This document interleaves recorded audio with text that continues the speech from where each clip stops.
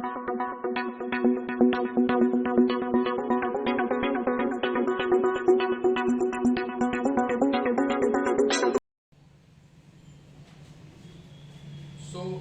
in another video of Mastermind Public School online channel classes, and today's video is about class 12th biology and chapter 2 we are discussing, and in this part 6 video, ये last part है इस chapter का.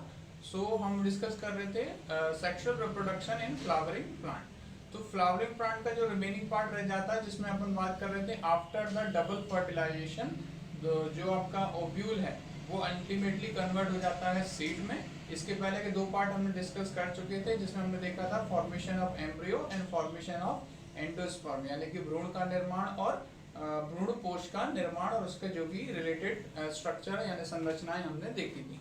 आज के इस part में हमें ये देखना है कि जो ओव्यूल है आगे जाकर के जो बीजांड है वो विकसित या डेवलप होकर के आपका बीज का निर्माण करेगा, जो कि आवर्त बीजों के केस में हम कहते हैं कि एंजियोस्पर्म के केस में हम कहेंगे कि it is the final product of the sexual reproduction. So seed it is a final product of sexual reproduction in case of angiospermic plant, and secondly described as a fertilised ovule.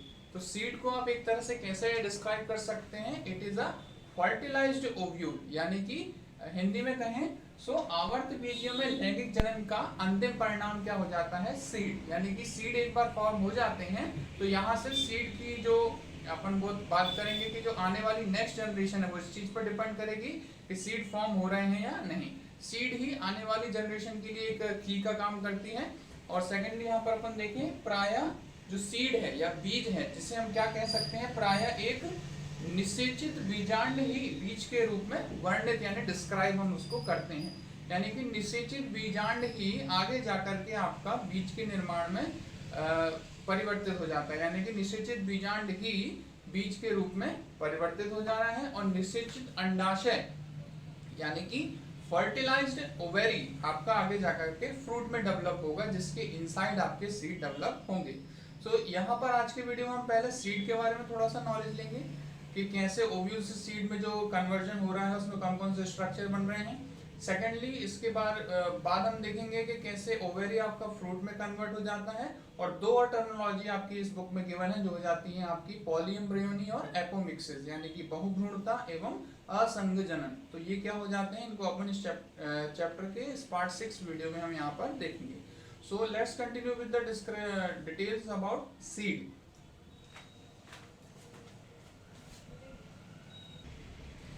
Now एक typical angiospermic seed की हम बात करें तो एक प्रारूपी आवर्त बीजी बीज की बात करें तो उसमें ये निम्नलिखित आपके फॉलोइंग पार्ट्स हो जाते हैं, जिसमें एक पार्ट अपन कहेंगे सीड कोट, यानी कि वो लेयर जिनसे घेर करके आपका सीड बना होता है. यानी कि सीड एक तरह से कुछ लेयर यानी कि परतों से ढका हुआ होता है. हमने पढ़ा था क्या कि बीजांड में दो आपके क्या होते हैं, बीजांड आवरण यानी कि इंटेग्यूमेंट, एक्सटर्नल इंटेग्यूमेंट और इंटरनल इंटेग्यूमेंट, यानी कि बाह्य बीजावरण और अंतः बीजावरण. तो यही बीज आवरण बीजांड के केस में परिवर्तित होकर के बीज में क्या बन जाते हैं, बीजावरण, या इंग्लिश में कहते हैं सीड कोट. ये दो हो जाते हैं. अंतः वाला अंदर की तरफ जो हो जाता है ये हो जाता है आपका टैगमेन और बाहर की तरफ हो जाता है आपका टेस्टा. कुछ सीड्स ऐसे होते हैं, मोस्ट ऑफ द जो स्पीशीज के जो टेस्टा या बाह्यचोल कैसे हो जाते हैं, हार्ड यानी कि सख्त रहते हैं, और टैगमेन आपका जो रहता है वो सॉफ्ट रहता है, नरम होता है या कोमल होता है. फिर बात करें कर्नेल, यानी कि वो पार्ट जो कि सीड कोट के अंदर मौजूद है, यानी कि जो भी रिमेनिंग इंपॉर्टेंट पार्ट हो जाता है वो हो जाता है कर्नेल. यहाँ पर 3 इंपॉर्टेंट पार्ट मौजूद होते हैं डिपेंडिंग अपॉन द किस टाइप का सीड है. यहाँ पर अभी अपन पहले सीड के पार्ट डिस्कस कर रहे हैं, इसके बाद हम यहाँ पर सीड के टाइप डिस्कस करेंगे जो कि 2 या 3 बेसिस पे हम यहाँ पर देखते हैं. सो एक आपका कर्नेल का पार्ट हो जाता है पेरिस्पर्म. अब पेरिस्पर्म क्या होता है इसके बारे में अपन बाद में डिस्कस करेंगे, हिंदी में कह लेते हैं परिभ्रूणपोष. सेकेंडली हो जाता है एंडोस्पर्म, जिसके बारे में अपन ऑलरेडी डिस्कस कर चुके हैं. एंडोस्पर्म कहाँ बनता है, हमने बोला था जो सेंट्रल सेल हो जाती है वही आगे जाकर के आपका एंडोस्पर्म बनाने का काम करती है, जिसको अपन ने बीजांड यानी एम्ब्रियो में पढ़ा था. और लास्टली और सबसे इंपॉर्टेंट आपका एम्ब्रियो पार्ट भी इसी में मौजूद होता है, यानी कि भ्रूण. भ्रूण में हमने कहा था 2 पार्ट है, ऑलरेडी डिस्कस कर चुके हैं अपन. एक बीजपत्री का भी डिस्कस किया है और द्विबीजपत्री का भ्रूण डिस्कस कर चुके हैं। तो इसमें हमने देखा था एक तो सबसे इंपॉर्टेंट पार्ट हो जाता है कॉटिलिडन यानी कि बीजपत्र, जिसके आधार पर ही अपन ने क्लासिफिकेशन पढ़ा था। अगर 2 बीजपत्र होते तो डाइकोटिलिडन और एक हो जाता है तो मोनोकोटिलिडन, जिसमें कि स्टोर फूड मटेरियल हो जाता है किसके लिए, सीड के जर्मिनेशन यानी कि अंकुरण के लिए। फिर भ्रूणी अक्ष एम्ब्रियोनल एक्सिस होता है और उसमें 2 इंपॉर्टेंट पार्ट पढ़े थे अपन ने। एक हो जाता है प्लीम्यूल, जिसे अपन ने कहा था प्रांकुर, जहां से सीड का जब अंकुरण होगा तो वहां से उसका तना यानी कि स्टेम आपका डेवलप होता है। और सेकंड यहाँ पर मूलांकुर यानी कि रेडिकल, यानी कि जब सीड आपका फॉर्म होगा या अपन कहेंगे जर्मिनेट हो जा रहा है, उस केस में वहां से रूट यानी कि जड़ वाला पार्ट निकलता है। तो ये अपन ने एक सीड टिपिकल एंजियोस्पर्मिड सीड के अपन ने पार्ट देखे। ना उसके थोड़ा सा टाइप के बारे में अपन डिस्कशन कर लेते हैं। तो एंजियोस्पर्मिक सीड्स में 2 टाइप के आपके सीड्स हो जाते हैं। नाउ यहाँ पर हम टाइप देख रहे हैं सीड्स के टाइप। एंजियोस्पर्मिक सीड्स यानी कि आवर्तबीजियों में भ्रूण के डेवलपमेंट के दौरान, यानी कि जब एम्ब्रियो आपका डेवलप हो रहा होता है, उस केस में हमने बोला था कि पहले आपका जो एंडोस्पर्म है यानी कि भ्रूणपोष बनता है, उसके बाद ही आपका एम्ब्रियो का डेवलपमेंट स्टार्ट होता है। तो जब एम्ब्रियो का डेवलपमेंट हो रहा होता है तो उसके लिए जो न्यूट्रिशन यानी पोषण प्रदान करने का जो काम है वो आपका भ्रूणपोष यानी कि एंडोस्पर्म करता है। तो आवर्तबीजियों में बीज के अंदर भ्रूण के विकसित होने के दौरान अगर भ्रूण पूरे एंडोस्पर्म यानी कि कंप्लीट एंडोस्पर्म का यूज कर लेता है तो ऐसे जो सीड है उसमें एंडोस्पर्म परिपक्व बीज में एंडोस्पर्म यानी कि भ्रूणपोष मौजूद नहीं होता। तो ऐसे बीजों को हम क्या बोल देते हैं, गैर एल्ब्यूमिनस सीड यानी कि नॉन एल्ब्यूमिनस और एक्स एल्ब्यूमिनस सीड। यहाँ पे अपन क्या कह रहे हैं कि those seed in during the development of embryo does use the complete endosperm, यानी कि ओव्यूल के बीज में परिवर्तित होने से के दौरान उसके अंदर जो एम्ब्रियो विकसित हो रहा है यानी कि भ्रूण विकसित हो रहा है, वो विकसित हो जाने के दौरान एंडोस्पर्म यानी भ्रूणपोष का संपूर्ण इस्तेमाल यानी कि कंप्लीट यूज कर लेता है। तो ऐसे सीड या बीजों को हम क्या बोल देते हैं, गैर एल्ब्यूमिनस या नॉन एल्ब्यूमिनस सीड। तो इसमें एंडोस्पर्म यानी कि भ्रूणपोष का कोई भी भाग शेष नहीं रह जाता। ऐसे बीजों को हम बोल देते हैं गैर एल्ब्यूमिनस, नॉन एल्ब्यूमिनस या x albuminous seed. For example जैसे कि लेग्यूमिनेसी कुल के जो पौधे होते हैं यानी कि लेग्यूमिनेसी फैमिली के जो भी प्लांट्स होते हैं, जैसे कि मटर है, मूंगफली है, मूंग है, अरंड है, यानी कि मोस्ट ऑफ द जो अपने दाल वाली फैमिली के जो आपके प्लांट होते हैं उनके सीड्स आपके कैसे हो जाते हैं, नॉन एल्ब्यूमिनस। तो यहाँ पर होता ये है कि दो seed in during the development of the embryo does use the complete endosperm, पूरा एंडोस्पर्म यानी भ्रूणपोष को उपयोग कर लेता है।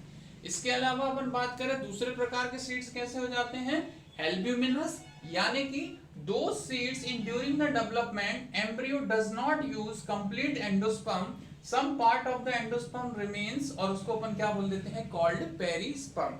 तो अभी हमने बीज यानी सीड के जो पार्ट डिस्कस किए थे उसमें एक पार्ट आया था perisperm.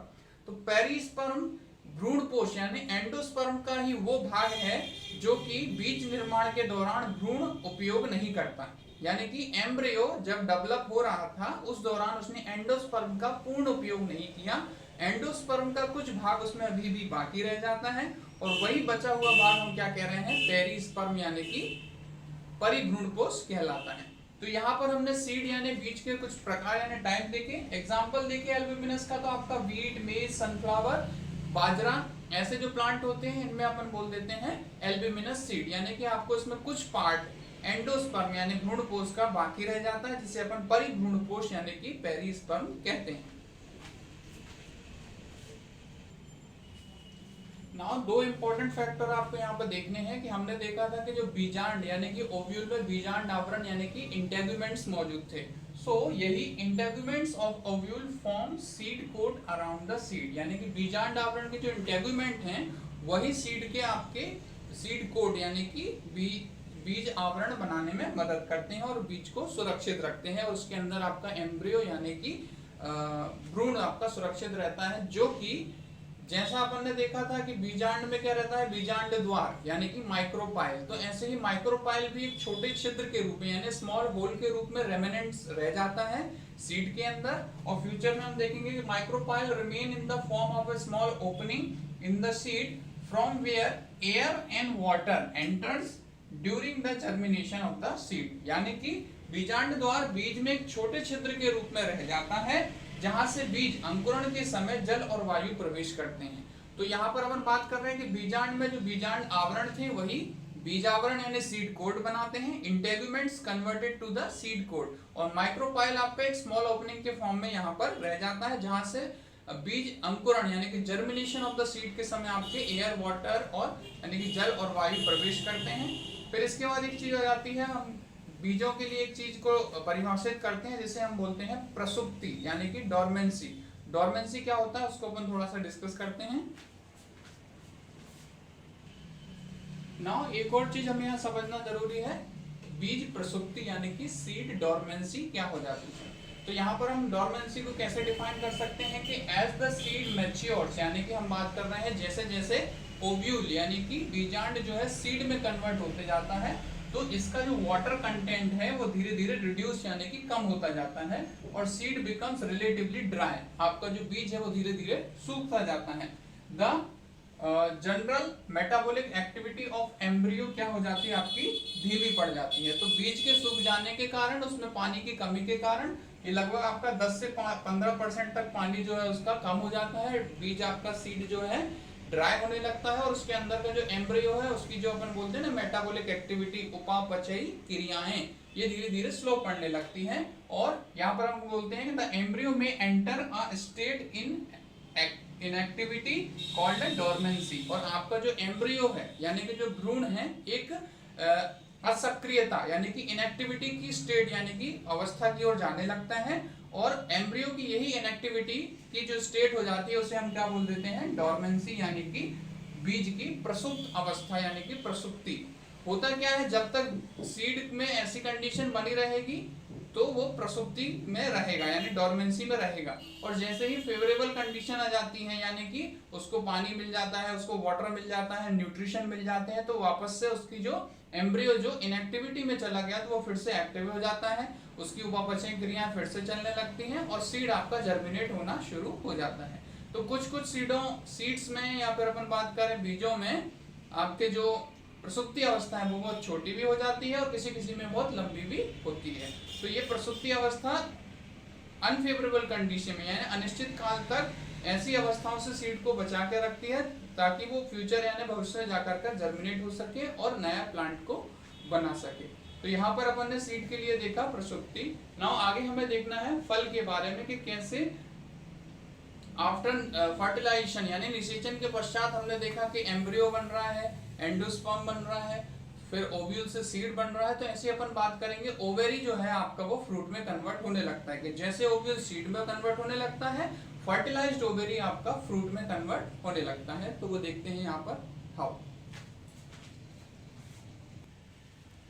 Now let's talk about the fruit. तो आफ्टर द फर्टिलाइजेशन हमने देखा क्या क्या स्ट्रक्चर अपन डिस्कस कर चुके हैं, एम्ब्रियो, एंडोस्पर्म और सीड। इसके बाद रह जाता है आपका फ्रूट। तो यहाँ पर आफ्टर द फर्टिलाइजेशन जो ओवरी है तो जैसे जैसे आपका जो ओव्यूल है वो सीड में कन्वर्ट होते लगता है अलोंग विथ यानी उसी के साथ साथ आपका जो ओवेरी है वो आपका फ्रूट में यानी कि अंडाशय जो है आपके फल में परिवर्तित होने लगता है। तो ovary develops to form a fruit यानी कि अंडाशय विकसित होकर के फल में परिवर्तित होते जाता है।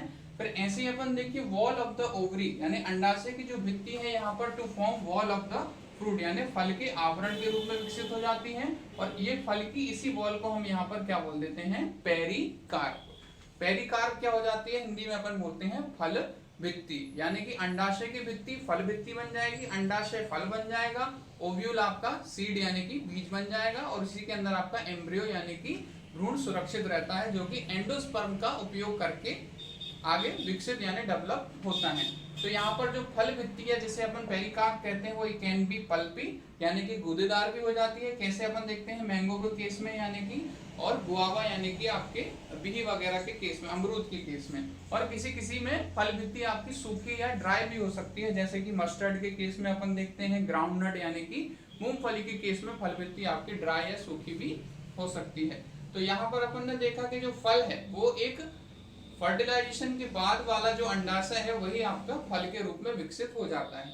फिर यहाँ पर बात आ जाती है फल के प्रकारों की। तो इसका डिटेल अपन ऑलरेडी कक्षा 11 में आप लोग पढ़ चुके हैं, लेकिन उसका एक छोटा सा अपन यहाँ पर ब्रीफ रिव्यू देख लेते हैं कि फलों के टाइप कैसे हो जाते हैं। तो जो फल अंडाशय से विकसित हो जाता है उसे हम बोल देते हैं ट्रू फ्रूट यानी कि सत्य फल। और नॉर्मली कुछ फल ऐसे होते हैं जो अंडाशय का भाग नहीं होते हैं, यानी कि वो फ्लावर पुष्प के किसी और भागों से मिलकर के बने होते हैं। तो ऐसे फ्रूट यानी फलों को हम बोल देते हैं आभासी या असत्य फल यानी कि फॉल्स फ्रूट। तो थोड़ा सा इसके बारे में देख लेते हैं कि कैसे ट्रू फ्रूट और फॉल्स फ्रूट हो जाते हैं आपके। सो यहाँ पर अपन बात करें निषेचन के पश्चात यानी कि आफ्टर द फर्टिलाइजेशन, हमने ये बात करी कि जो आपका ओवेरी है, अंडाशय है, आपका ओवेरी है जो अंडाशय है, ये अगर फल में परिवर्तित हो जाता है तो ये इसको अपन यहाँ पर बोल रहे हैं कि अगर जो फ्रूट है या फल है आपका ओवेरी या अंडाशय से मिलकर के बन रहा है तो उस केस में हम इसे सत्य फल यानी कि ट्रू फ्रूट कहते हैं। लेकिन नॉर्मली क्या होता है, आफ्टर द फर्टिलाइजेशन आपका जब अंडाशय यानी कि जो ओवेरी है फ्रूट में कन्वर्ट होने लगता है तो आपके फ्लावर के जो दूसरे पार्ट है वो आपके डिजनरेट होकर के रिमूव हो जाते हैं, गिर जाते हैं। लेकिन कुछ कुछ प्लांट में ये पार्ट डिजनरेट नहीं होते हैं, लगे हुए होते हैं। तो इस केस में अगर other part of the flower fruit में कन्वर्ट हो जा रहा होता है तो वो आपका फॉल्स फ्रूट कहलाता है। यानी कि फ्लावर के ओवेरी के अलावा अगर कोई पार्ट उसको फ्रूट को रिप्रेजेंट करता है तो उस केस में यहाँ पर जो फ्रूट है वो आपका फॉल्स फ्रूट हो जाता है यानी कि असत्य फल।